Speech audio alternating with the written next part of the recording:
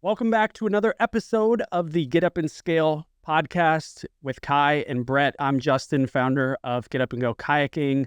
This week, we're switching it up a little bit. We've got on Jonathan Breines. I think I got that right. You did? From the Damn Good Beer Bus Tours.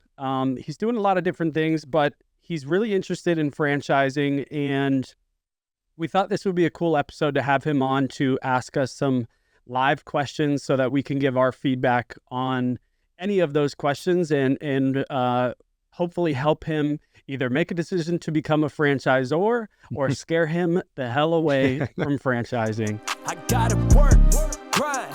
That's just the way it is. I gotta get up, scale, and grow my biz. I gotta scale, grow, get up, go, scale, grow, get up, go.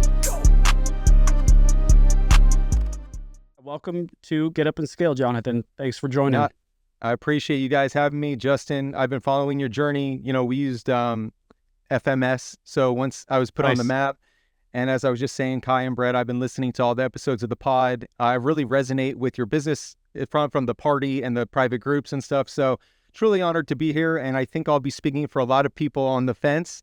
I've tried to put together some thoughtful questions that could help people outside of myself. Cool, man. Thanks. We're excited to do this.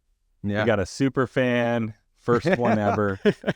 And I would just say, like, man, what I would have given to have an opportunity to, like, interview other franchisors, not just like franchisors, but franchisors in the tourism space. Mm-hmm. How value would that be? So we should charge a lot of money for this. I feel like $3.99. Yeah, send me baby. the bill. All right. Yeah.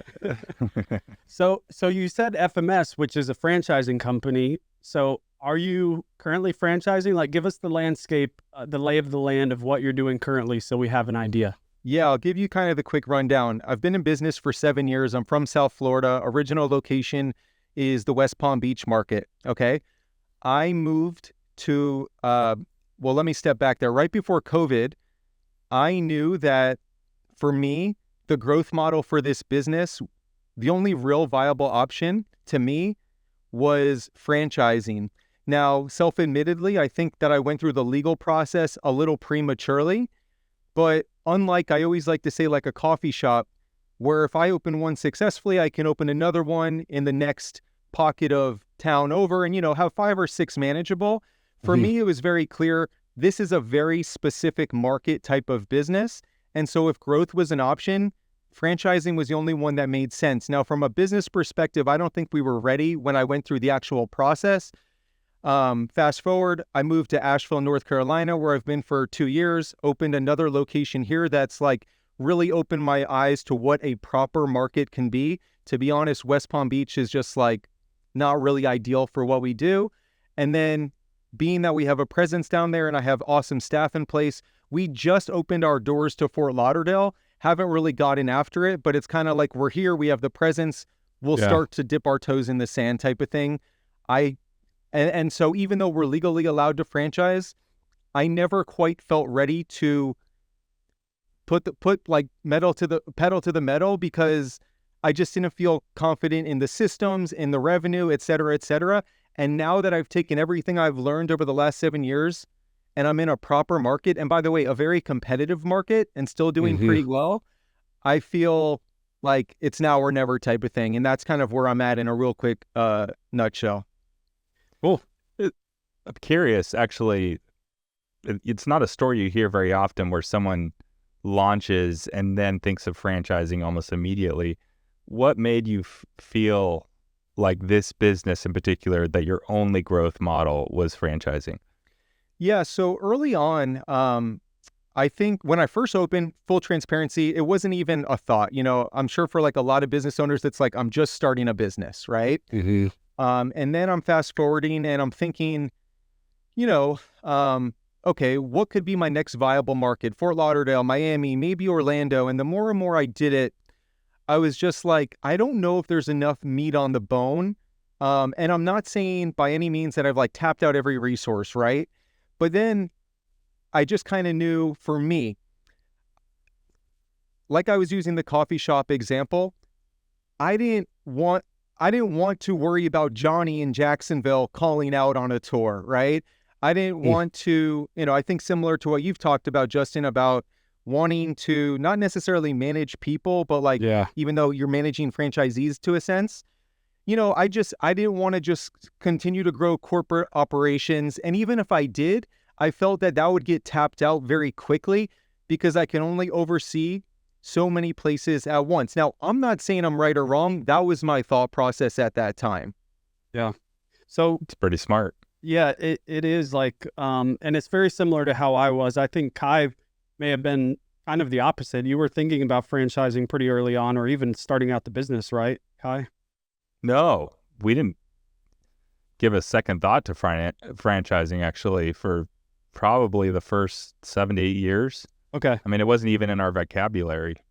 Well, you went into it wanting to scale the business. Oh, we wanted to scale on day one. That's what I mean. Like you're going into it scaling, whereas I think me and Jonathan probably both went into it just like, okay, let me just get one location that can give me enough to live, and then I'll be cool. Like we'll be fine, And then the opportunity kind of comes up to open more, and you're like, what's next? Where could this go? We were opening our second location. Like we were planning on it, like as we were launching our first. Yeah. I mean, that's how like growth minded we were back then. Mm-hmm. Yeah. Yeah. So I think that part is interesting. We'll have a couple different perspectives on that. So what is a damn good beer bus tour like? What is the actual experience like? Yep. Good question. So we essentially have boiled it down to 2 services. Okay. We have dabbled with public tours before, but kind of leaning into that 80-20 rule for now. Private groups were just dominant, right?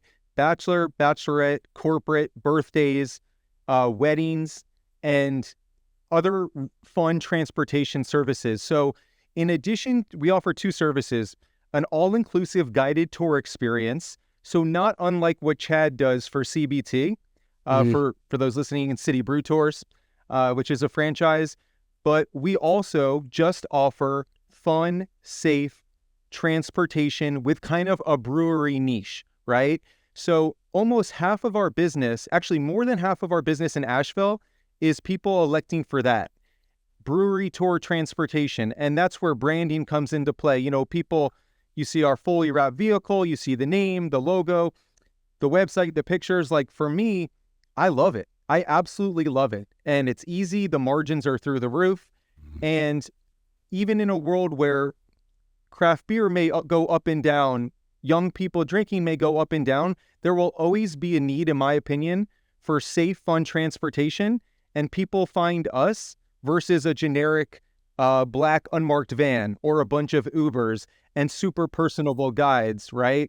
And so we don't claim to be the most educational. And I'm not saying for better or worse. That's just our model.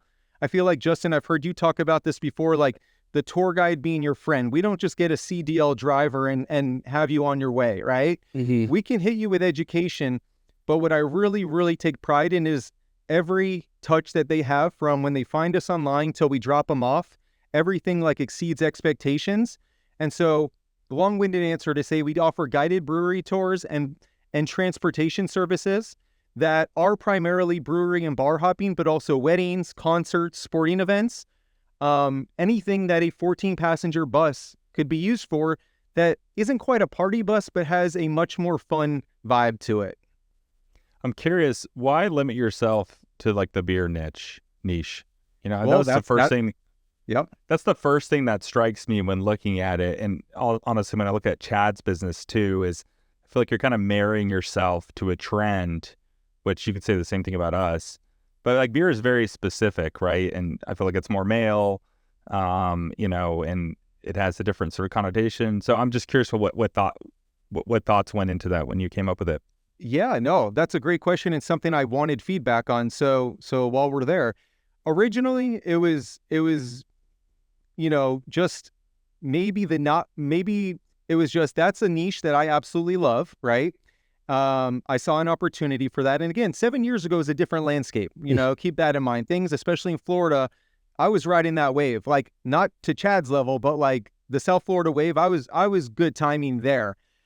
To what you're saying, I would love your guys' feedback on this, because when it comes to franchising, I have this thought, and again, not right or wrong, that if you can get by with a niche and there's enough meat on the bone, I feel like that could be advantageous. On the flip side, I feel like it could be disadvantageous in the sense of, even though our vehicle can do winery tours and food tours and everything else with still being a fun brand, by having Beer Bus, I'm not naive to think that certain people will automatically write us off, right? So I fully understand what you're saying, and I don't disagree with that. That's something I struggle with all the time. My significant other would tell you, I've gone through in my head 20 name changes already, right? Contrarily, though, especially in a market like Asheville, I think if I was just hypothetically Damn Good Tours, I actually miss out on some opportunity there. So I think I don't have an exact answer, but just kind of filling you in on my mindset that what I would love to do is keep the brand intact, stay niche, but also find ways to attract and get in front of people properly. Like, hey, we can do wine tours too. Hey, we can do this too. You know what I mean? So it's something I've absolutely dabbled with and struggled with, and I don't have an exact plan, but that's my thought process at least. Yeah, I don't think it's necessarily a bad thing. I mean, people say there's riches and niches, right? Right. And I think knowing who you are, and actually the last episode goes into a lot about this. It hasn't been published yet, gone live yet, but he talked about, knowing who you are and picking a smaller audience and nailing it, right? So I don't necessarily think it was a bad thing, but I was just curious. Yeah. The first thing about franchising you learn when you get into it is that you need a lot of them. When you own a business, you theoretically have 100% of the profit, but when you franchise, you're taking a pretty small sliver of the operation, and the overhead builds up quickly. So the question of scalability is always top of mind for franchises. It's always, what does the white space look like? My only concern with Beer Bus, and frankly with Chad's business as well, is the unit economics are going to be highly market dependent, and maybe limit the amount of scale because only certain markets maybe are really big, like beer markets, so to speak. So that would be my concern with it, is not necessarily whether you can make money in Asheville. I'd be surprised if you didn't, but Right. Can you make money in Des Moines, Iowa? Right. Can you make money in Boise? Can you make money in Lancaster, California? I think that's the question with franchising. Oh, and how many units do you have to get to support your vision and the level of service you want to provide as a franchise? Yeah, no, all fair, all things I have kept me up late at night about. Basically I'm trying to understand, like, if I win this game that I'm playing, what does that look like, right? If I don't change things, right? And like you said, I don't know that the Des Moines, Iowa has a market. So then I'm trying to be realistic, like, how many markets are viable and realistic, right? And then what does that look like because like you said, when I break it down, I'm thinking, okay, you're just taking a percentage of sales, right? And things like that, all questions I have for you guys. But I think you make a really good point, and something that I've thought a lot about as well. Yeah. I don't mind having the specific name to what you do.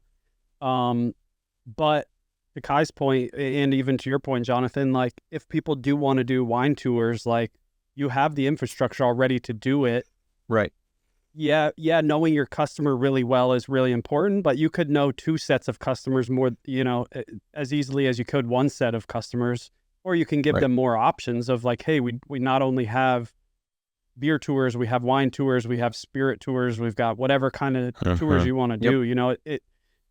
Calling yourself beer, I think, does limit you to an extent, but if there's a big enough market of that, then you're fine.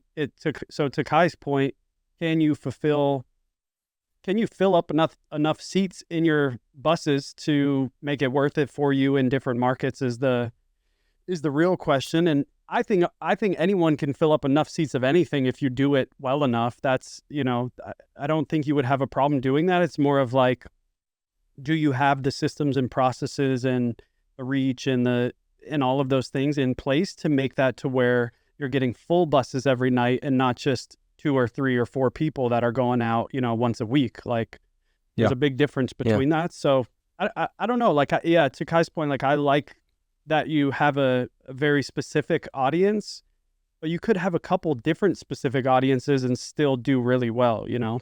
Right. I Yep. don't think there's a right answer to that question. That's the tough part. You know, it's more of like, Yeah. what do you really believe in, and can that scale across different markets? Yep. 100% agree. Yeah. Oh, Yeah. sorry, we're not even letting you ask questions. Already jumping in. Yeah, you're good.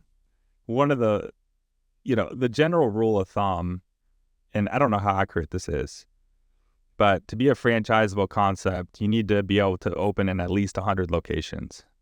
That's just, I don't know, that's the common wisdom. Most people consider that to be the break-even point, believe it or not, for a fully fledged franchise with execs, marketing department, Right. sales arm, right? If you're going to have a full team, full service franchise, you break even at 100.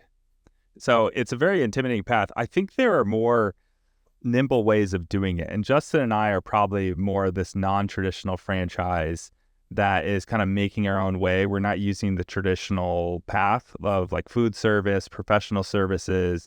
Like there's this well-worn road of massage, food, fast casual, right? And they have ways of doing things where you got to have a large head count and all these things. You could also be, in our industry, we can be a lot more nimble. We don't have to deal with zoning. We don't have to have zoning and compliance departments. We don't have to have a network of contractors to do build outs, right?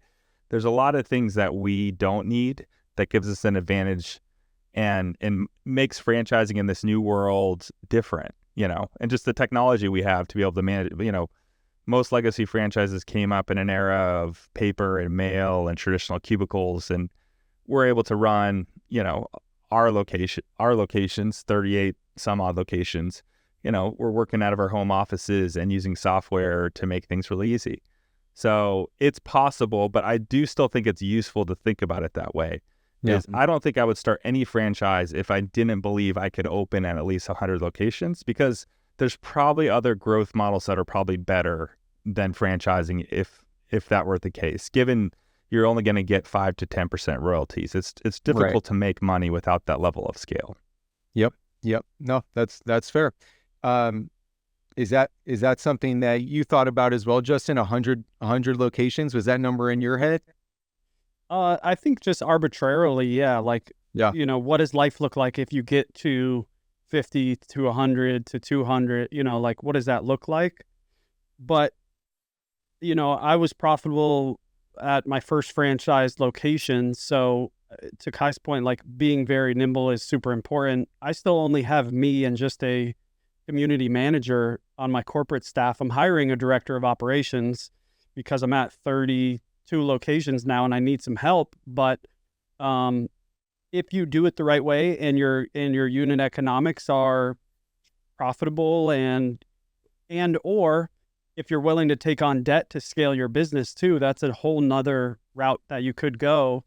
It's more of like, I like to think of things backwards. Like, what is the end goal of getting to 100 locations, or even where I'm at now, 32?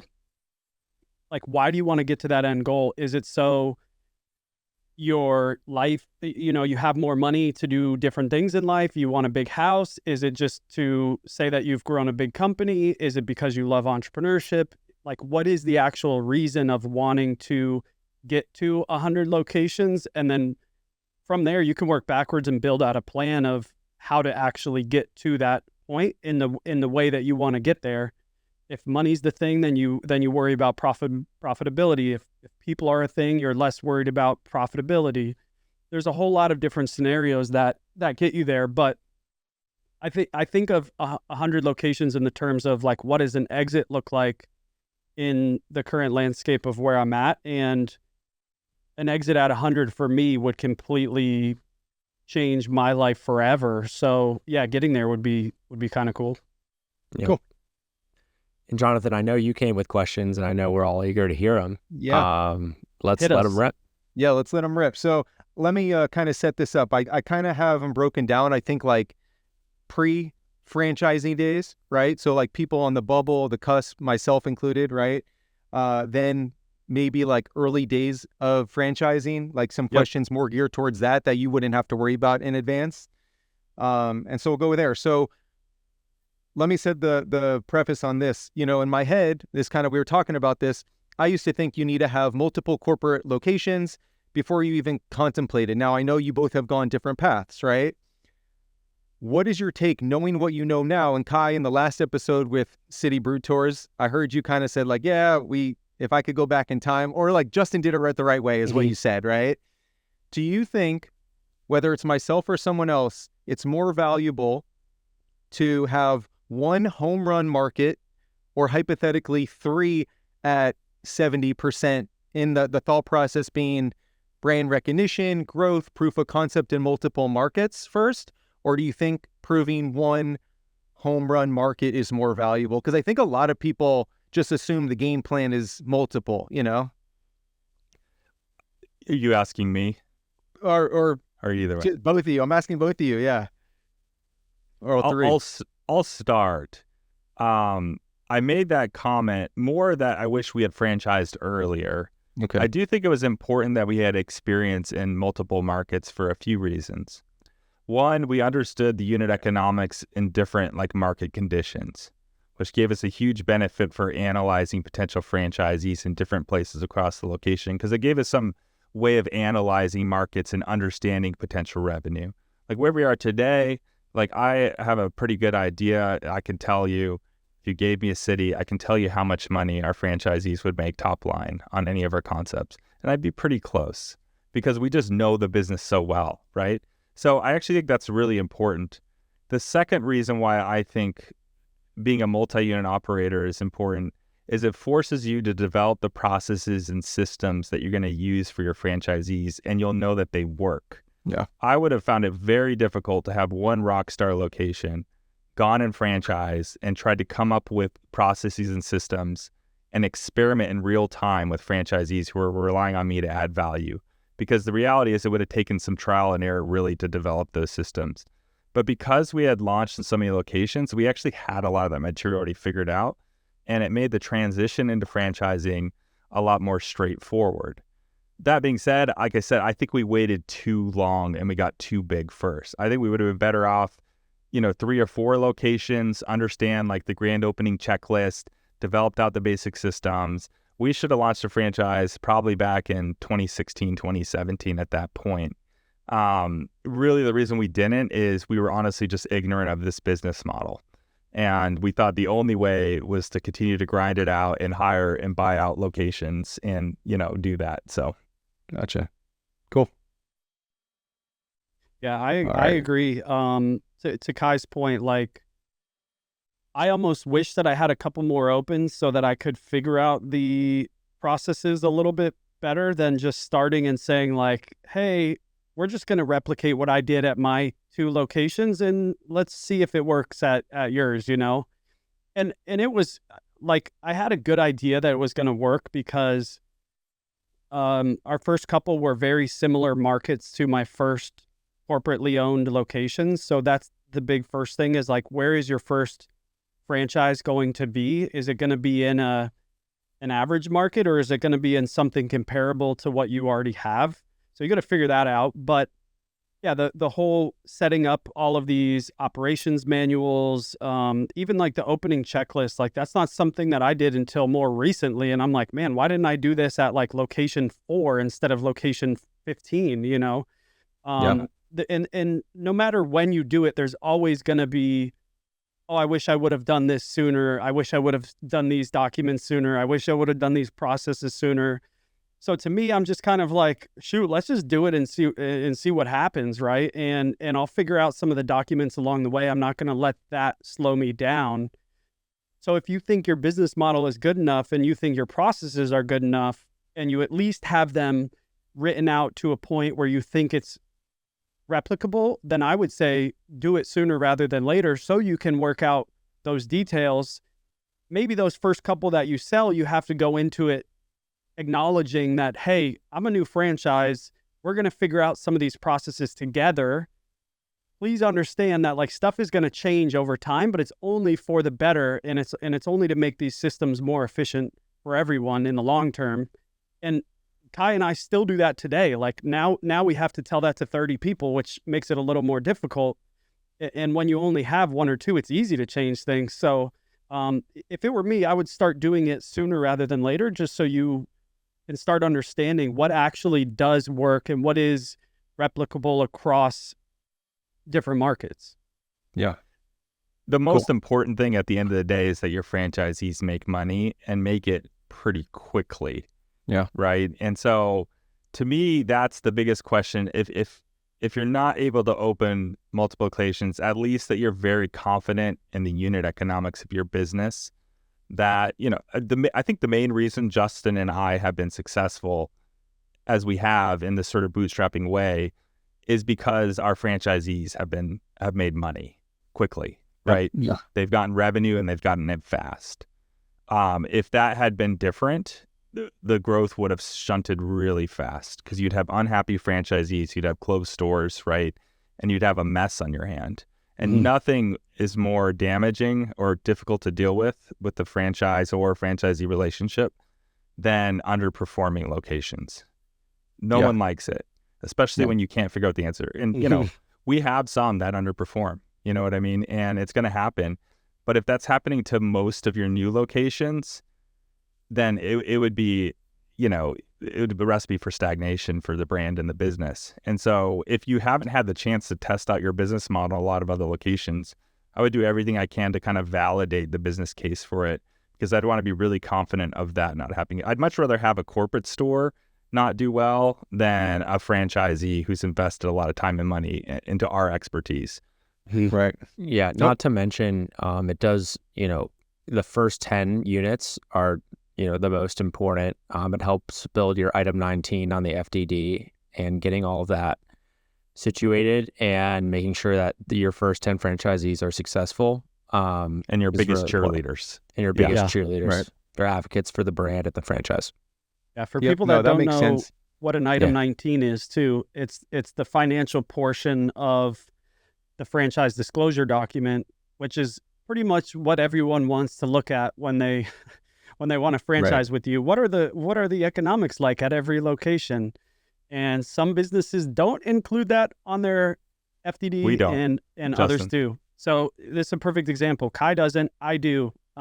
So like my question to Kai is like, how do you even sell franchises without disclosing any financial performance from other locations? Yeah. I mean, it's honestly, people ask us that all the time on the outside. And I think our concept is really unique and it sparks our franchisees' imaginations, right? If we were a commercial cleaning service, there's no way we could do that, right? Or something that's not unique. So I think because of our position of just being very unique and very exciting, and people understand fundamentally why this would be popular, like on an intuitive level, right? When you see a party bike, I feel like it turns people into entrepreneurs. They're like, I could do that. Oh man, they must make money. Oh, their expenses can't be that high. Like they just get it, right? We prefer to give them like a projection generator, which we're allowed to do, and they can fill in their own assumptions and they can kind of build it around there. I actually prefer that because personally, I think we'll have an item 19 eventually. I feel like they're very easy to cook, right? You take some high performing locations, you could set the metrics however you want, right? You can say, top 10 performing locations who have been open at least 3 years, right? Yeah. Of course, you can make the numbers look amazing, right? But I don't want to set too high expectations for people going into smaller markets. On the flip side, I don't want the reverse to happen. Someone in a large market looking at average performance or something like that. I don't want them to draw a lot of conclusions for it. And I don't want our conversation in the franchise development process to be all about P&Ls, right? And so we've just preferred to explain to people the business model. They can work on a projection. We're allowed to kind of say that looks pretty good and is in line with what we would think would be in a similar market. I just like it that way. I think we'll probably change our mind, especially when we have more data, but it's been hard for me to think of a way of putting in item 19 in a way that isn't like tweaked one way or the other. I don't know. Does that make sense? That's fair. Yeah, that's a good answer. Yeah. Yeah. And we're also just focused on the processes and services that we provide and the support that they're going to get. It keeps That's the conversation. What the conversation's about. It keeps the conversation rooted. Yep. What else you got for us? Yeah, so kind of piggybacking off of that, franchisees have to make money. If you guys are maybe not willing to share, even asking you guys to share your businesses, but like think of my business model a little bit. Very weekend dominant, right? Very Same. low overhead.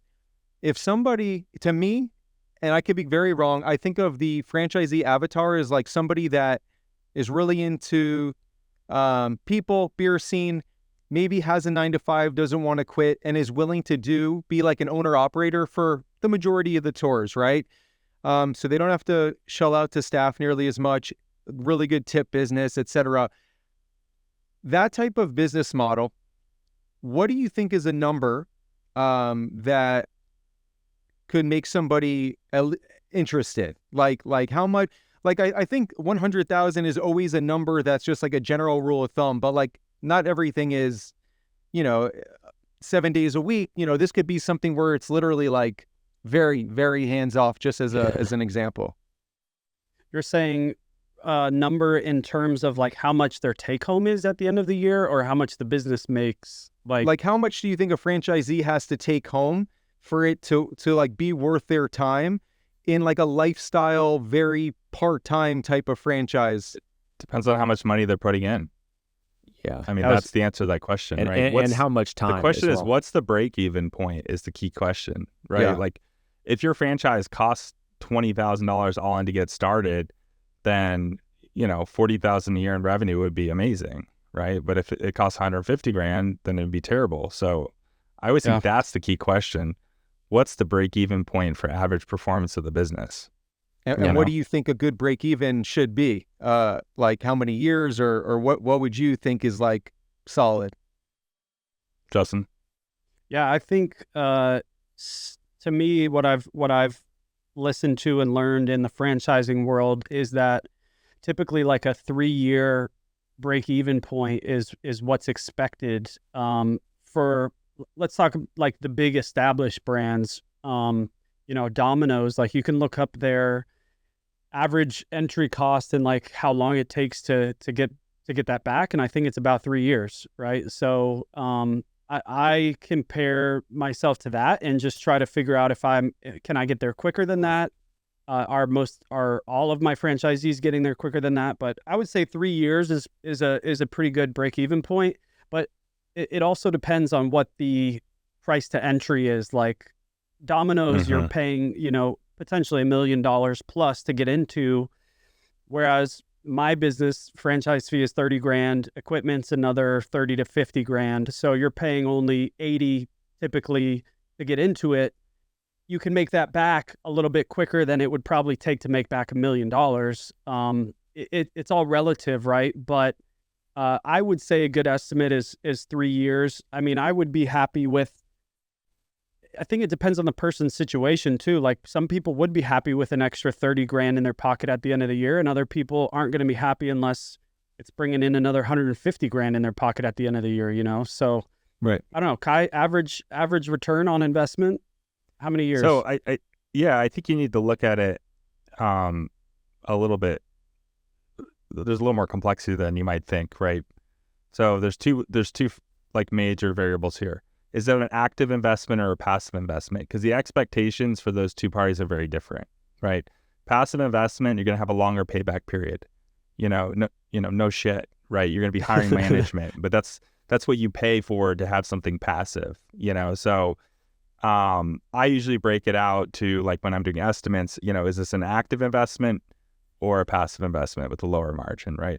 The other thing to take into consideration is, Jonathan, you and I are an asset-based business, which is somewhat different. And you too, Justin, really, where a majority of the investment is actually in a physical asset, right? So there's the cash break-even point, which I think is important. And I think generally speaking, Justin's correct, should be lower than 3 years is the standard. Anything below 24 months on a cash on cash return is phenomenal. It's pretty rare. And again, even in franchises that hit that a lot, it's usually the rock star markets that are really hitting those. Most people are probably closer to that 3-year mark. But we have a really big advantage in that because the majority of the investment is in a tangible asset, we actually have a financial break-even point that happens a lot sooner than the cash break-even point, right? Because the assets that you buy retain their value. Really, and this is how I encourage my franchisees to think about it, really what you're measuring against is the depreciation on the main asset as the expense rather than the full cost of the asset. Right. So you guys are probably buying like Ford, like conversion bands or, something like that. We do like we've dabbled with a lot through trial and error, but actually like mini charter buses type of thing. Yeah. And Justin has kayaks. Our assets are notorious for retaining their value for a long time. In fact, I sell party bikes that are 10 years old for more than I paid for them. Wow. Which is wild because it's such a niche market. Commercial COI boats, for instance, are notoriously liquid and notorious for like retaining their value because they're rare, right? So what I tell people is like, hey, your asset's going to depreciate maybe 5-10% a year. Your actual break-even point is the total cash investment that doesn't go into the assets, and then add depreciation. And for us, we believe that mark is 18 months or sooner, which is why I say from a financial perspective, this is a phenomenal investment opportunity. Yep. Okay. And, if you had similar economics, in terms of your return on assets, if you think about how much revenue do you generate, how much profit do you generate per dollar invested in the asset, I think that's what makes our business models all here together very unique. And especially most people don't think about it that way. So you have to explain it is they just think about, I spent 40 grand on your bus and that money's gone. Well, it's on your balance sheet. Right. You own it. So the only cost you're having is depreciation. Right. Yep. So 100%. I agree. Cool. Question for, I think, everyone that faces early on in the game, right? Potential franchisee says to you, why should I franchise with you? Right? For someone that doesn't have, you have to start with your first franchisee. So it's like the chicken and the egg thing. What's your go-to elevator pitch on why they should do that? I mean, I'll sell you in my head a variety of reasons. Obviously, like I have 7 years of good decisions, bad decisions, no need to create a website, no need to brand. I'm going to hold their hand because like we were talking about, I need that proof of concept to franchise. So like I'm only successful if they're successful. But I think that's a common question where people fumble it, myself included. So like if you guys can think back to when you had that first conversation, what are you explaining to them in like that elevator pitch of why they should do it? Yeah. My first couple of franchisees were friends and family, as you've probably heard before. So cheater. We just had some side conversations about what was happening. My first ever franchisee was a tour guide of mine who was a friend before he was a tour guide, and he saw firsthand what the business was doing daily. He was out there giving the tours. He can do math and figure out how much it cost me to run the tour and how much the tour made. Like that's pretty easy. So I would start internally, like if you already have tour guides and have people in place that know how to run the business, like that could be a good opportunity to get someone into a new market, into a new place without really having to sell them much because they already know how the business runs. So that's why I liked doing friends and family, and it comes with a different dynamic. So you've got to be wary of that. But, if you can get someone that already knows all those things, you can also offer a discount. Like I gave my first one away for very, very cheap and was very hands-on, all the same things you just said. Like I've got a brand, I've got a website. People aren't going to care too much about that unless your brand is really kicking ass and your website is kicking ass, because anyone can go and find someone on Fiverr to create a logo and a website for $500 nowadays, right? So the things that you really need to sell them on is the experience, the reviews that you've gotten so far, the knowledge that you have, the processes. Like if you do have things, a blueprint where you have standard operating procedures and systems in place, like those are the things that take time and trial and error for people to try to do themselves, which a lot of people fall into the error side of that. And if you've trialed and errored a lot of those things already, you can sell them on that. But to me, I started internally and it worked out well for me. So Kai? Yeah. I mean, for us, it was pretty straightforward because we were already the market leaders in what we did. So the value proposition was really clear. Like, we are like the trailblazers of this industry. We know it inside and out.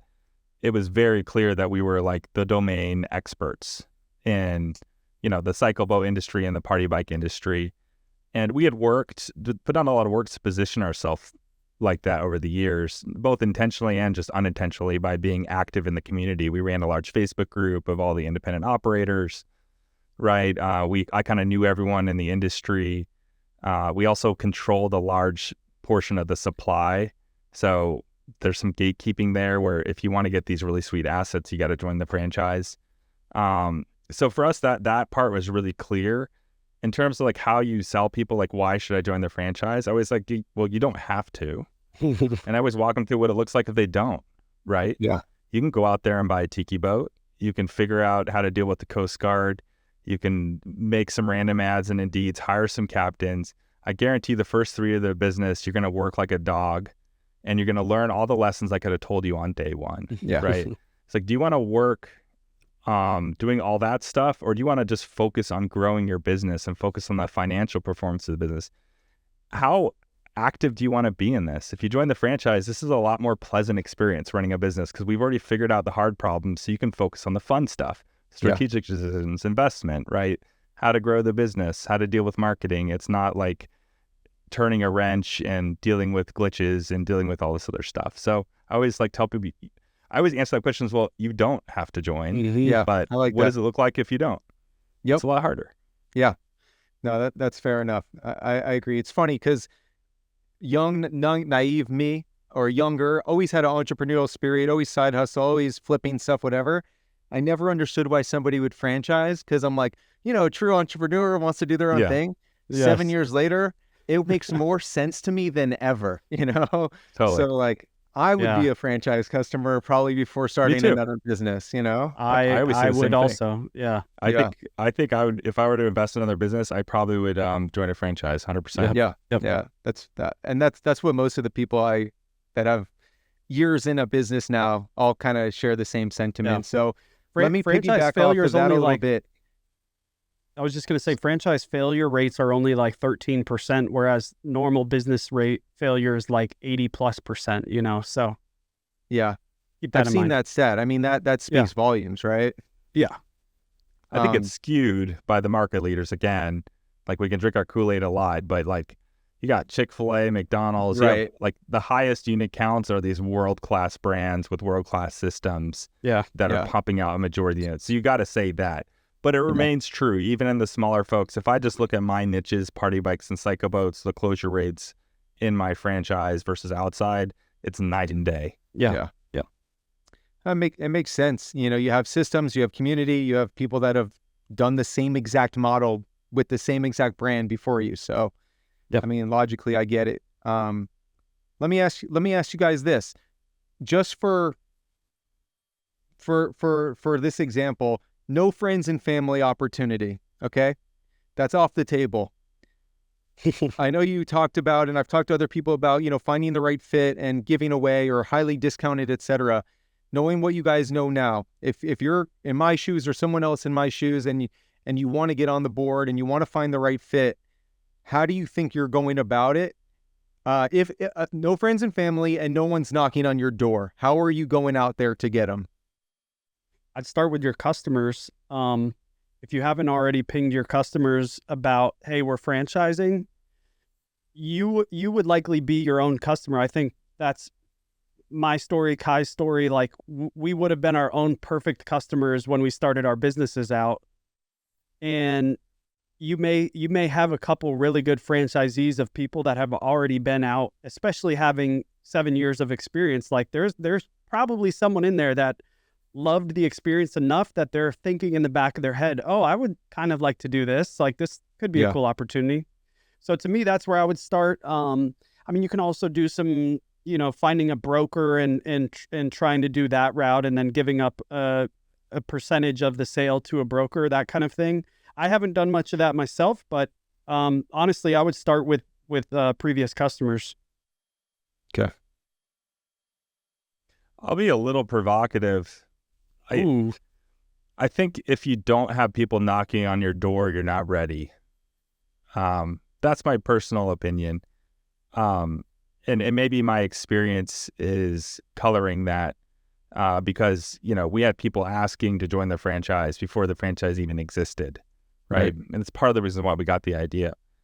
And I think that's important because for a franchise to be successful, it needs to be magnetic, right? There has to be a secret sauce there that people want, or else franchise development's going to be really expensive. If you can't instantly capture people's entrepreneurial drive by experiencing it or by being around it or from your staff or customers, I just think the franchising road is going to be really hard because you're going to rely on traditional franchise development, which is expensive, right? Brokers aren't going to get you anything in our industry. It's just not the right fit. Brokers want to just be able to sell in any market in the United States, in any zip code, or else they're not going to pay attention to you because they're not going to focus on like beer markets. They don't care. Right. Traditional like fran dev firms that you hire are really expensive with 60,000 plus year retainers plus 50+% of your franchise fees. They're going to go out there. And again, because you're a niche industry, they're probably going to go back to their oil change and other ones. And, it's going to be a difficult road. So yeah, that's my opinion. Like if you don't already have people asking, I just feel like the franchise development process is going to be really hard because if it was that good, why wouldn't your staff, why wouldn't your customers, why wouldn't you get cold emails, people asking for it? Again, I'm not saying your business isn't great. I'm just saying, like, is it ready if you're not having that experience? Sure. No, fair. And don't worry, I don't take any of it personally. I am emotionless with that stuff. So no, I appreciate you sharing that. I do. And I think it makes sense. I get it. Yeah. All right. And then real quick, just cast a wide net online, like get your story and your business out there to not just your customers, but the business community. I know like Justin and Kai both had success on LinkedIn. You know how easy it is to produce a high quality website. Like there's more way, and there are a lot of franchisor like websites that you can make, and there's franchisor marketplaces you can post. Just get it out there, get it on. You never know. That stuff, when you post it, it lives forever. And if it pays off a day from now or a year from now, it can only help you. Yeah, no, that makes complete sense. I think I would add to what I said too is, perhaps you haven't been out there enough to get that knocking on the door thing yet. I mean, it sounds like you were in Palm Beach and then you've recently moved to Asheville, right? Like, so a good way to test that is just see what try to sell some franchises and see what happens, right? If you hit your whole CRM with franchise opportunity and your click rate is like 2% and no one responds, that could be a sign that this is going to be a difficult road. But if you get some good responses right away, or if you do some basic low ad budget campaigns and kind of see what you can develop, it's a good way to like test the waters. The economic environment right now is a little tricky with high interest rates and some headwinds and stuff like that. But if it's appealing, people will be interested. Yeah. No, that makes sense. All right. Let me knock out a couple more before we have to sign off here. Let me ask you guys, myself included, naive to it, talked about exit. What does it look like? I will say, coming into this, I didn't know that, the mindset of 100 locations, but I'm just curious, like exit game, right? Who buys franchises? Like who is the avatar of a 100-unit franchise company? Kai's perfect for this one, not me. No, I was going to say, can someone tell me that question? Because we're like, look, I know private equity companies buy franchise systems, right? There's family offices, boutique private equity firms, right? Different investment groups that like franchising. And to be honest, I don't know. Like, again, this is an assumption. I've seen other franchises sell this way. I've heard about it. But because I haven't been down that road, like, that's kind of the sort of questions I'm asking people right now, which is like, do you guys know like who buys this stuff? Like, especially in a niche like ours, like I think it'd be That's a true. unique buyer. Yeah, I don't know. It could be That's true. strategic, right? It could be a large tour operator. Are they going to want to deal with all this like real specific stuff? Right. yeah, I don't know. Right. yeah. Okay. I would think maybe like someone in our industry that's just a bigger player than us that's trying to acquire us to add it to their portfolio. Who? That's the Who's that, the Justin? tough part is there's no, I think of like Hornblower, but that's not even a good example anymore. So Yeah, because they going bankrupt. bankrupt isn't helpful. But I don't know. There are a couple bigger players that are out there that I'm curious what that would look like if they did try to do that. But yeah, I would think like a private equity firm or something like that would buy It would up. have to be a PE firm where the owner's going to stay on for some period of time, and you'd have to have a lot of meat on the bone, Right. right? It would have to be, there's this huge opportunity that capital and strategic partnership is going to unlock, right? We hit 100 locations, but we're going to go international. Yeah. Or we have this new concept that's going to blow up, right? And if you give us this money and you give us some know-how and support, we're going to stay on, we're going to help execute this plan, and then you can sell it to the next big fish up above that. I mean, I think that's really the play is 100 locations. The reality is like, that's table stakes. You're considered small until you hit 100, right? Right. You're not big yet.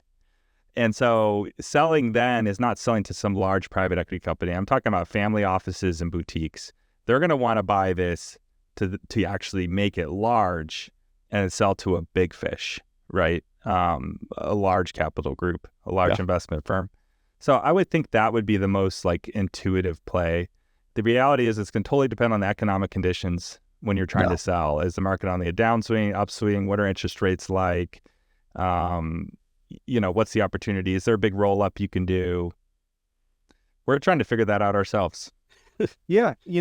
And to give some background on my thought process, and it seems like we're all on the same page with this, though, I'm like, let's just say for a concept, and they're like, okay, I want 20 locations times, for a round number, a 20 grand franchise fee, $400K over the next 5 years or whatever, just for round numbers, just humor me, right? And then you're And only they making... they don't care about franchise fees, by the way. Right. No, first thing they're going to do is take that out of your P&L. They're like, that's one-time income.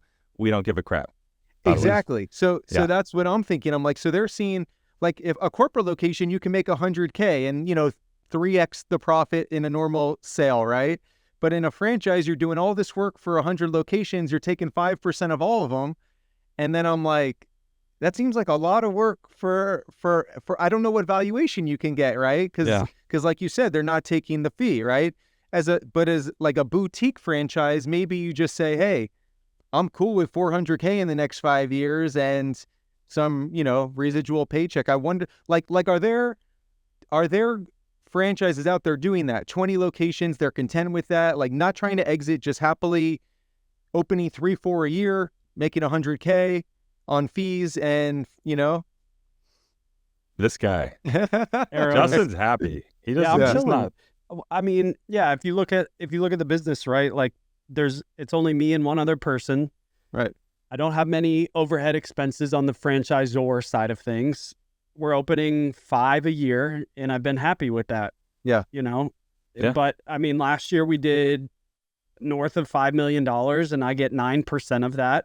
I'm happy with that. What does, another 70 locations? Yeah, that number is even higher, but like, it doesn't.